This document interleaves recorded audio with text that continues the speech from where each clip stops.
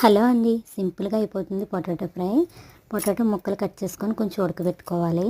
తర్వాత పోపులు, ఎండుమిర్చి, ఉల్లిపాయ వేసి బాగా బ్రౌన్ కలర్ వచ్చే వరకు ఫ్రై చేసుకోవాలి.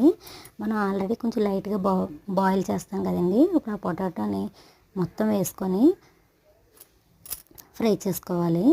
చూడండి, మనం ఎంత ఫ్రై చేసినా సరే అస్సలు అంటుకోదు, పొడి పొడిలాడుతూ వస్తుంది. ఆనియన్ వేయడం వల్ల కలుపుకోవడానికి, నంచుకోవడానికి కూడా బాగుంటుంది. చూడండి, మగ్గిపోయింది. ఒకసారి మూత పెట్టుకొని సాల్ట్ అవి వేసి కలుపుకొని కారం వేసుకోవాలి. కారం వేసుకొని మళ్ళీ ఒకసారి కలుపుకొని మూత పెట్టి ఒక 5 మినిట్స్ మగ్గబెట్టి కొత్తిమీర చల్లుకుంటే రెడీ అయిపోతుంది. చాలా బాగుంటుందండి. ఒకసారి ఇలా ట్రై చేయండి. సింపుల్గా అయిపోతుంది. పొటాటో ఉడకబెట్టినప్పుడే ఒక పొంగు వచ్చి ఇలా ఉడకబెట్టుకొని అది వార్చుకొని తర్వాత మనం వేసేసుకుంటే సరిపోతుంది. Thank you.